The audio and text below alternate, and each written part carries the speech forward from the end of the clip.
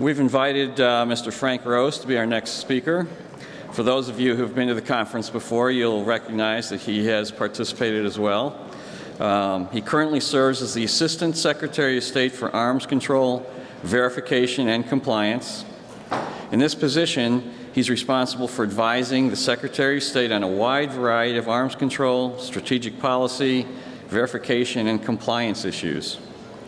From 2009 to 2014, Mr. Rose served as the Deputy Assistant Secretary of State for Space and Defense Policy, where he was responsible for key issues related to arms control and defense policy, including missile defense, military space policy, chemical and biological weapons, and conventional arms control.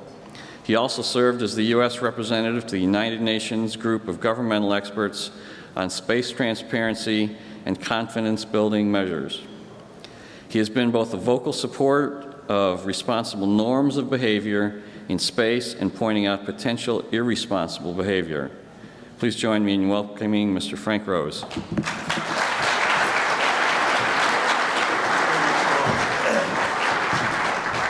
Thanks very much for the kind introduction, Paul. It's a pleasure to be back in beautiful Maui. I'd like to express my gratitude to the Maui Economic Development Board for the opportunity to talk to you all again today. I always enjoy coming to the AMOS conference, not just because of the location, but also because it gives me a great opportunity to engage such a knowledgeable audience on space issues and space situational awareness technologies. By way of introduction, I am the Assistant Secretary of State for Arms Control, Verification, and Compliance. Basically, I would rename the Bureau if I could, but I think that would take longer than it took me to get through Senate confirmation. 516 days, if anybody was counting. But we also work on a number of other issues besides arms control, including national security space. Given the importance of outer space to national security, we work at the State Department to ensure the long-term sustainability and security of the outer space environment.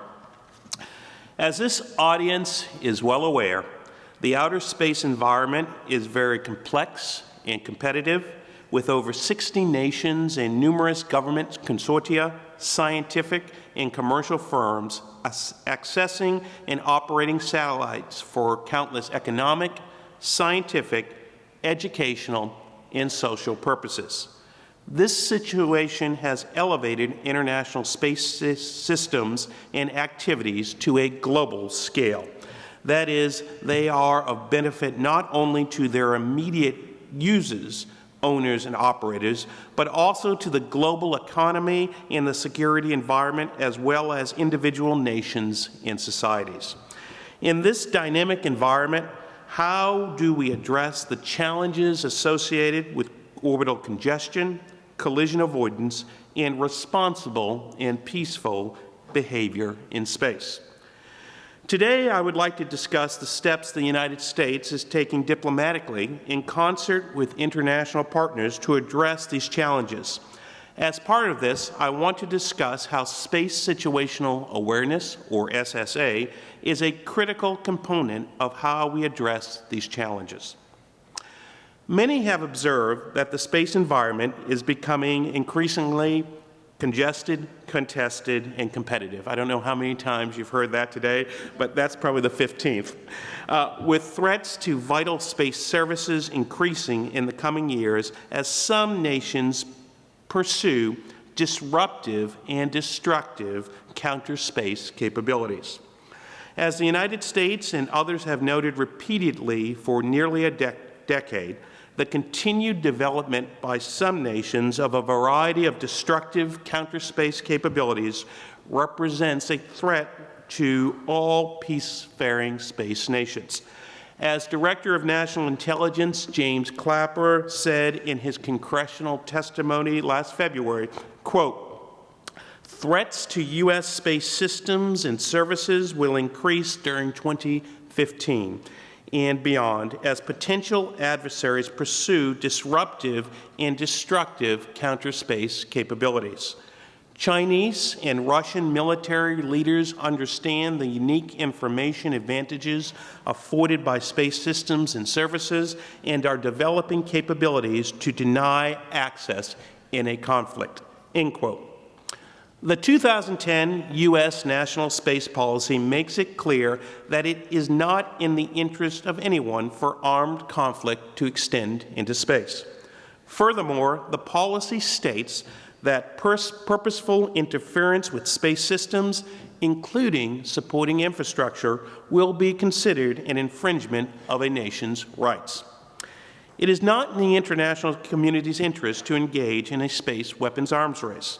Such a race would not bode well for the long-term sustainability of the space environment. Indeed, protecting U.S. national security by preventing conflict from extending into space in the first place is a major goal of our diplomatic engagements. In that regard, we work to prevent conflict from extending into space via two diplomatic tracks. First, strengthening our cooperation with allies and partners, and two, encouraging responsible behavior to prevent mishaps, misperceptions, and the chances of miscalculation.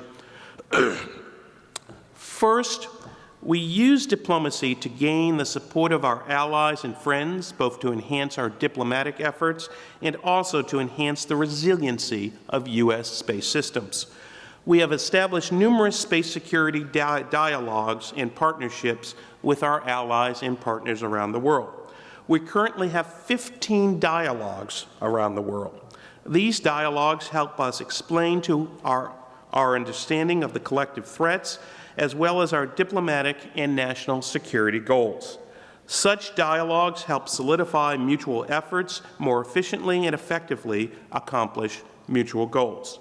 Earlier this week, I met with my Australian and Japanese counterparts in Canberra, Australia, where we had very productive exchanges on space security topics of common interest to our alliances.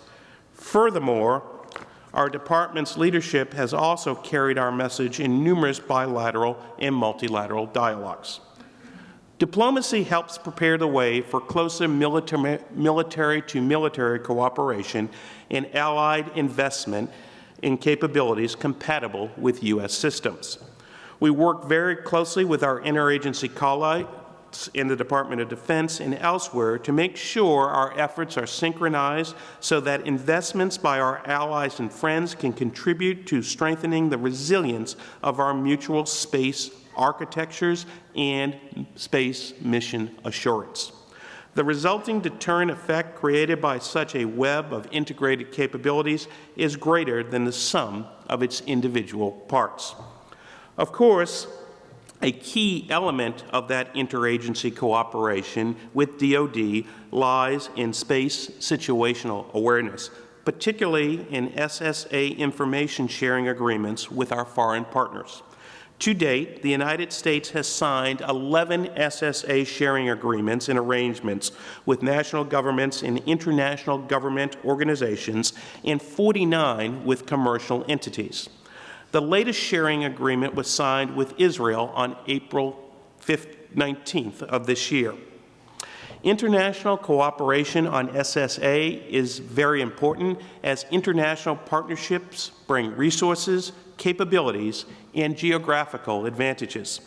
The United States is also collaborating with our friends and allies in Europe as they continue developing their own SSA capabilities. The State Department, in collaboration with DoD, has engaged in technical exchanges with experts from the European Space Agency, the European Union, and individual ESA and EU members to ensure our existing and planned SSA systems contribute to a more comprehensive situational awareness picture to ensure the safety, sustainability, stability, and security of the outer space environment. Looking ahead, the United States also sees opportunities for cooperation on SSA with other nations and non-governmental space operators around the globe, including expanded sharing under the U.S. Strategic Command's SSA sharing program. Additionally, over the past few years, the United States has co-led or participated in several international expert-level working groups on tools to support collaborative space situational awareness.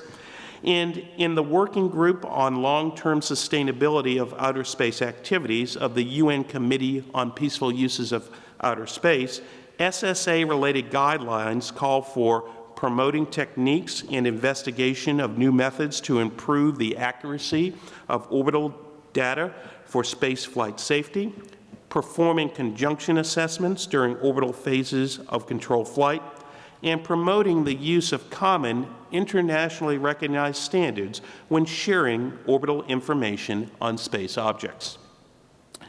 Secondly, we use diplomacy to promote the responsible use of outer space, and especially restraint in the development of anti-satellite or ASAT weapons.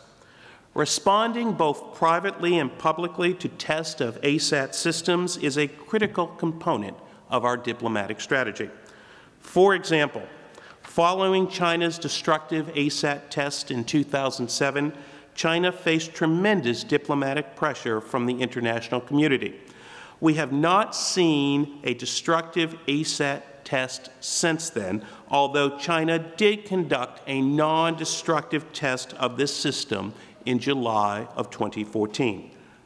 Nevertheless, we are continuing to express the U.S. government's concerns about Chinese anti-satellite tests directly with our Chinese counterparts. We need to continue to call out disruptive actions like these, both publicly and in cooperation with our allies and partners. It is reasonable to assume that most nations, if not all nations, would find it in their national interests to prevent conflict from extending into space, knowing that such conflict would degrade the sustainability of the space environment, hinder future space-based scientific activities, and potentially reduce the quality of life for everyone on your Earth. Convincing other nations, including China and Russia, of this objective is a role of diplomacy. As part of the 2014 U.S.-China Strategic and Economic Dialogue, led by Secretary of State John Kerry, we reached agreement on the establishment of an email contact from the United States to China for the transmission of space object conjunction warnings. Not only does this communication help prevent collisions between space objects, it will help to develop trust and understanding between the United States and China. I'd like to note that as of August 25th of this year, the U.S. Strategic Command's Joint Space Operations Center has provided 928 close approach notifications to China. At this year's Strategic and Economic Dialogue, which was held in Washington in June, the two sides also agreed to have a normal exchange on space security matters. This will help to demonstrate both governments' commitment to improving our bilateral relationship, improving transparency, and enhancing stability in outer space. I was just in Beijing last week to discuss the agenda for these discussions, which will likely take place early next year. Over the past few years, the United States has also supported a number of multilateral transparency and confidence building measures, or TCBMs, to encourage responsible actions in the peaceful use of space. It is important to note that the United States has been implementing TCBMs for many years, such as developing guidelines for spaceflight safety and debris mitigation, providing collision avoidance and notifications, being transparent about our national space policies, national security space strategies, and military strategies, as well as conducting information exchanges, military site visits, and other activities. Such notifications not only improve our awareness, but also increase transparency by mitigating the risk of mishaps, misperceptions, and mistrust. The United States is already following such practices, as we did when we promptly notified Russia through diplomatic channels when we detected the Iridium Cosmos collision in February 2009. We have also worked in multilateral forums to promote TCBMs. For example, we are leading efforts under the framework of the UN Committee on Peaceful Uses of Outer Space to move forward in the development of a draft set of guidelines for sustainable space operations to include ways to prevent the generation of additional space debris. Another important effort was the UN Group of Government Experts study on space TCBMs.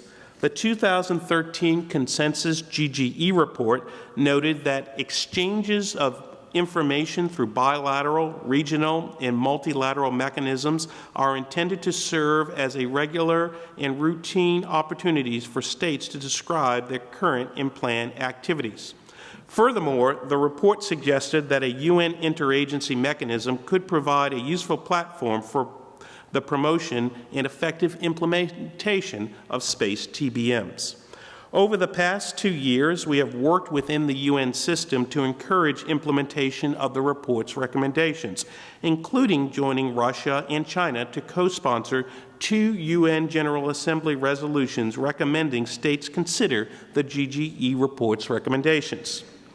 Finally, the GGE report also recommended a joint ad hoc meeting of the UN General Assembly's first and fourth committees to discuss space debris, space weather, long-term sustainability of space activities, and TCBMs in space activities. That joint meeting will occur this October and is a historic first for these 2 UN committees which deal with disarmament and civilian topics and issues respectively. We have also supported the European Union's effort and others to advance a non-legally binding international code of conduct for outer space activities. The United States has focused on TCBMs over the past several years because these can make a real difference in the near term. Such measures can lead to greater mutual understanding and reduced tensions. Some nations would prefer lengthy, legally binding approaches to address, quote, weaponization of outer space.